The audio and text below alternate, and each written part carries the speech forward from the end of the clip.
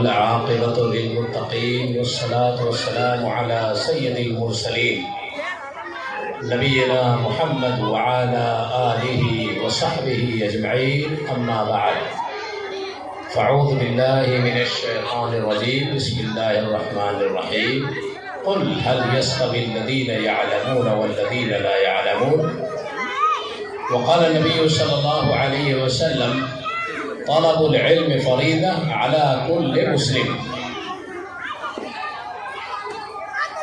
معزز حاضرین اور پنڈال کے پیچھے بیٹھی میری بہنیں، بیٹیاں اور مائیں،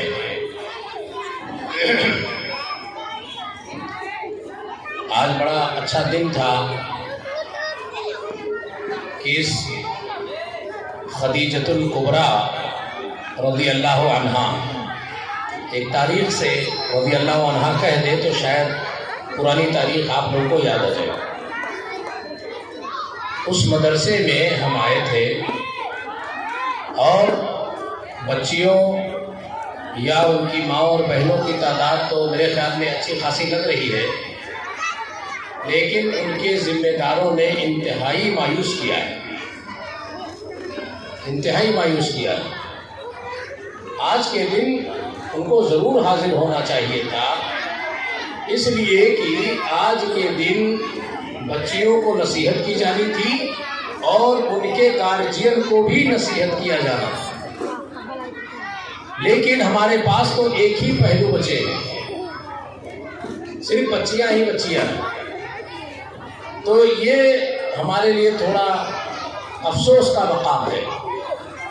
اور میں شکایت کروں بھی تو کس سے کروں؟ سوال یہ ہے کہ اگر میں شکایت بھی کروں تو ان کرسیوں سے کروں، کہوں تو بھی کس سے کہوں؟ یہ ہمارے علاقے کے مسلمانوں کا حال ہے۔ دیکھیے، جو قوم علم میں پیچھے رہ جائے گی وہ قوم دنیا کے ہر شعبے میں پیچھے رہ جائے گی، یہ بات نوٹ کر لینا۔ اور جس قوم کے بچے علم میں پیچھے رہ جائیں گے وہ قوم دنیا سے نابود ہو جائے گی، اس کا نام و نشان مٹ جائے گا۔ صرف آپ کا کھا لینا، پی لینا اور آپ کا ہندوستان میں 2-4 کروڑ کی تعداد بنا لینا بے روح جان کی طرح سے، اسٹیچو کی طرح سے، جیسے کپڑے اور پوشاک کے گھروں میں، کپڑے کی دکانوں میں اسٹیچو بنا کے، پینٹ شرٹ پہنا کے، ایسے ہی خواتین کو اچھے لباس ان کے ساڑی اور وغیرہ پہنا کے کھڑے کیے جاتے ہیں دکانوں میں۔ آپ جائیں گے تو آپ کو ایک منظر نظر آئے گا۔ آج ہماری حیثیت ان کپڑے کی دکانوں میں کھڑے ہوئے اسٹیچو سے زیادہ نہیں ہے۔ جس قوم کے پاس فکر نہ ہو، جس قوم کے پاس جینے کا سلیقہ نہ ہو، جس قوم کے پاس علم کا ہتھیار نہ ہو، جن کی بہن بیٹیاں شریعت کے علم سے لیس نہ ہو، ایسی قوم کہاں ترقی کرے گی؟ ایسی قوم تو غلامی کی زنجیروں میں جکڑ جاتی ہے۔ ایسی قوم کسی کے پیچھے چلنے، کسی کے دم پکڑنے کو اپنے لیے فخر سمجھتی ہے۔ اے مسلمانوں، ہم نے تو دنیا کو قیادت کی تعلیم دی تھی، ہم نے تو دنیا کو راہیں دکھائی تھی، ہماری ماں بہنوں نے وہ کارنامے انجام دیے تھے جسے دنیا یاد کر رہی ہے، لیکن یہ ہماری بے حسی، علم سے دوری اور علم سے غیر محبت، یہ ایسی چیز ہے جو دنیا کے ہر موڑ پہ تمہیں پیچھے ڈھکیل دے گی۔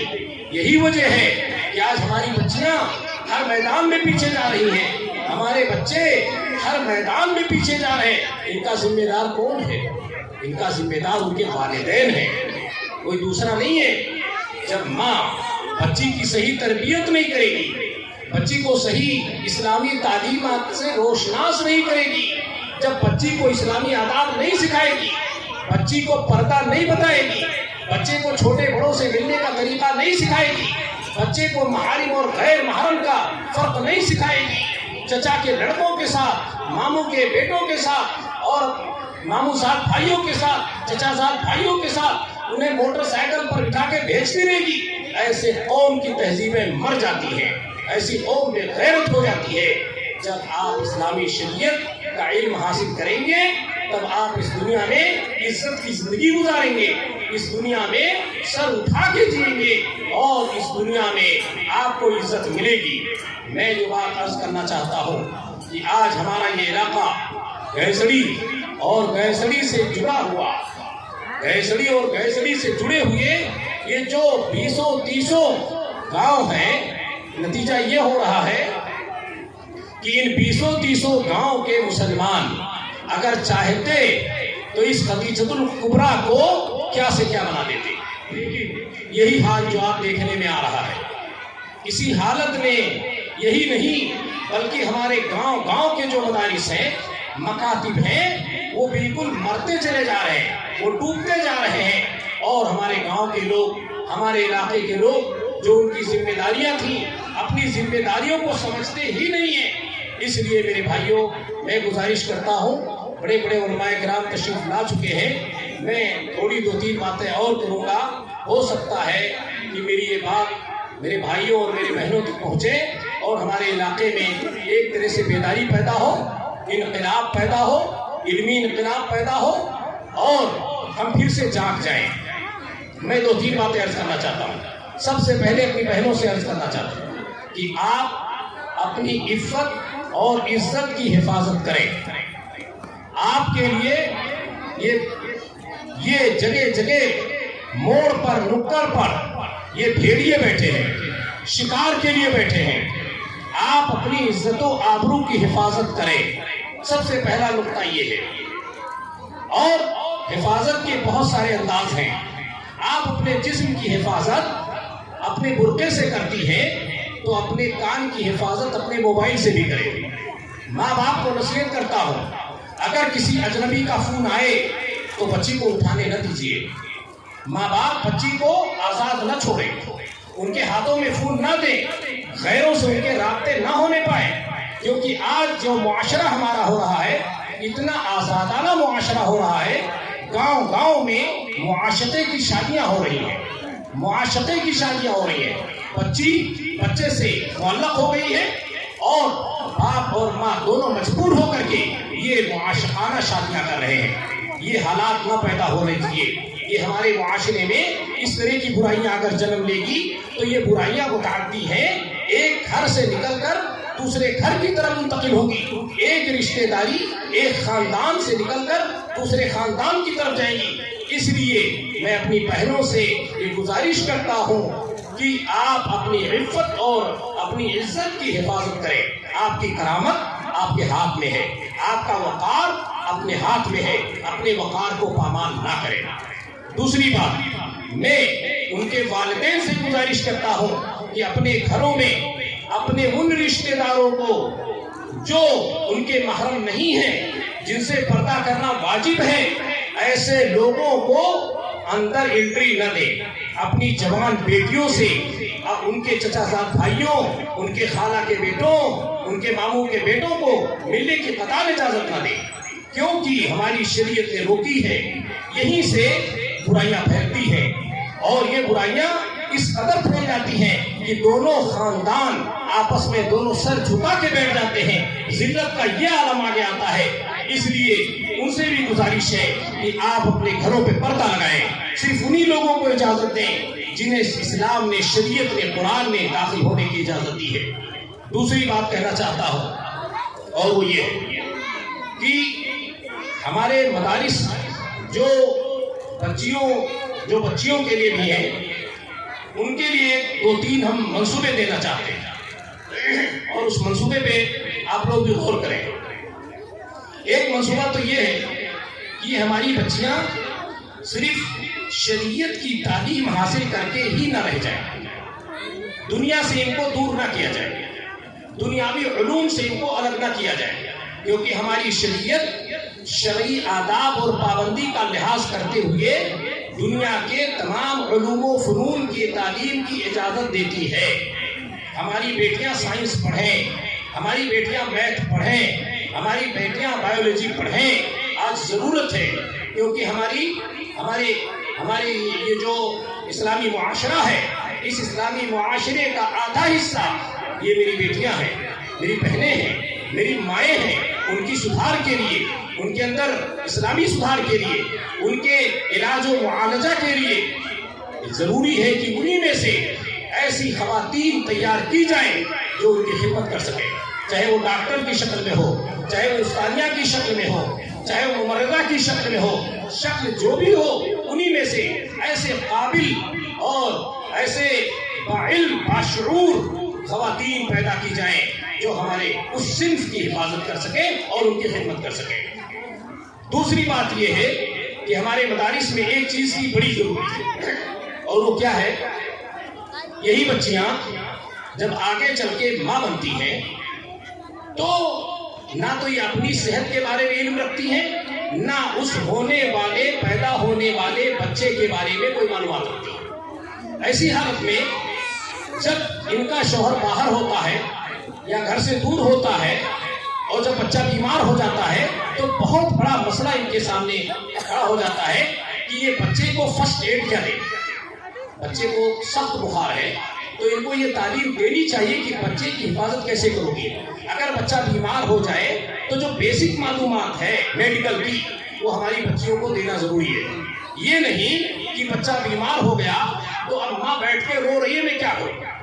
اس لائق نہ بنائیے اپنی بچیوں کو، اس لائق نہ بنائیے۔ وہ عالمہ ہے، وہ فاضلہ ہے، وہ حافظہ ہے، کیا اس لائق نہیں ہے کہ اسے 8-10 ایسے لیکچرز دلائے جائیں ہمارے اداروں میں جو میڈیکل کی پڑھی ہوئی اچھی خواتین ہیں دائمی، ان کو بلایا جائے اور حمل کے متعلق، ولادت کے متعلق، رضاعت کے متعلق لیکچرز دلائے جائیں۔ مہینے میں 1 لیکچر دلائے جائیں، 2 لیکچر دلائے جائیں، صرف 1 گھنٹے آپ ان کے لیے بنائیے اور ایک بڑی ڈاکٹر کو ہائر کر کے اور لائیے، اور لا کر کے ان بچیوں میں جو ہماری طبی معلومات ہے اس شعور کو بھی بیدار کیا جائے، کیونکہ ہمارا یہ پہلو انتہائی کمزور پہلو ہے۔ ہم باہر رہتے ہیں، ہمیں اس کا بہت احساس ہے، تو اگر فرسٹ ایڈ کی معلومات ہو جائے، شروعاتی علاج کی معلومات ہو جائے، اتنا کہ بچے کو اس قدر سنبھال لیا جائے کہ ہاسپٹل پہنچایا جا سکے، اتنی دیر کے لیے بچے کو راحت دی جائے جب تک کہ اسے ہاسپٹل پہنچا دیا جائے۔ بچی کو موٹی موٹی چیزوں کی معلومات دے دینی چاہیے۔ میں اپنے اہل مدارس سے گزارش کرتا ہوں، یہ کوئی بڑا کام نہیں ہے، یہ کوئی بڑا کام نہیں ہے۔ کوئی MBBS ڈاکٹر دیکھیے خواتین میں سے جو آئے اور ہماری بچیوں کو جو ہے ماہ میں 1 بار یا 2 بار جو بھی لیکچر آپ سیٹ کر سکتے ہیں اپنے حساب سے سیٹ کرائیے، اور میں اعلان کرتا ہوں اس خرچے کا ذمہ دار میں ہوں، ان کے لیکچر کا ذمہ دار میں ہوں گا۔ اگر وہ آتی ہیں ان کے آنے جانے کا خرچہ، اگر وہ اپنے لیکچر کا پیسہ مانگتی ہیں تو اس لیکچر کا پیسہ وہ بھی میں دینے کے لیے تیار ہوں۔ یہ شعور ہماری بچیوں میں بیدار کرائیے۔ یہی نہیں، اس کے علاوہ یہ خدیجۃ الکبریٰ یہاں ذمہ دار بھی بیٹھے ہوئے ہیں، ہمارے علاقے کے علماء کرام بھی بیٹھے ہوئے ہیں، اور ہمارے سامنے کچھ سامعین ذمہ دار بھی بیٹھے ہوئے ہیں۔ میں ان سے عرض کرنا چاہتا ہوں، کیا آپ اس مدرسے کو ہمیشہ اسی حالت میں دیکھنا چاہتے ہیں؟ آپ کے گھر بن رہے ہیں، آپ کے گاؤں کے روڈ بن رہے ہیں، اور کیا کیا ترقیاں ہو رہی ہیں، آخر ہمارے ان بچیوں کے مدرسے کی ترقی کیوں نہیں ہو رہی؟ آپ ہم مل کر کے اگر ایک اینٹ رکھ دیں تو اللہ کی قسم یہ کیسے کیا ہو جائے۔ وجہ یہ ہے کہ ہم توجہ نہیں دیتے۔ ہم نے جمعے کو گوشت کا بھرپور انتظام کیا کہ ہمیں گوشت کھانا ہے، تو جمعے کو گیسڑی میں گوشت مچھلی میں یہاں اتنی بھیڑ ہوتی ہے، ساری بازار میں اتنی بھیڑ نہیں ہوتی۔ کیوں؟ آپ آج یہاں بھیڑ نہیں لگا سکے، اس کے بارے میں نہیں سوچ سکے، گوشت کے ٹکڑوں اور مچھلیوں کے ٹکڑوں پہ مر مٹے۔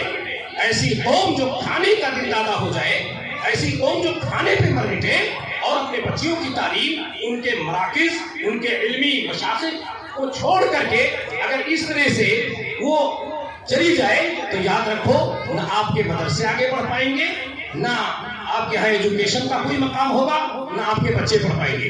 ہے کوئی یہاں جو اپنے بچوں کو America, London, German, Japan, Canada, Australia پڑھائے؟ اسی مدرسے کو جرمن، جاپان بنائیے آپ، یہیں پر وہ علم لائیے آپ۔ علم کسی ملک کی جاگیر نہیں ہے، علم آپ یہیں پر اس کو ہائر کیجئے اور لا کر کے اس مدرسے میں آپ لوگ مل بیٹھیے اور مجبور کیجئے، اس درد کا احساس کیجئے کہ اس مدرسے کے ذمہ دار ہیں وہ بھی، اور آپ لوگ بھی مل بیٹھ کر اس کی پلاننگ بنائیے اور اس کو آگے بڑھائیے۔ آخری بات کہتا ہوں، یہ مسلمانوں، علم کا سیکھنا، شرعی علم کا سیکھنا، اتنا سیکھنا جو ہمارے نماز، روزے، حج، زکوٰۃ اور عقیدے کے لیے ضروری ہے، اتنا علم سیکھنا واجب ہے۔ اگر اتنا علم نہیں سیکھو گے تو گنہگار ہو جاؤ۔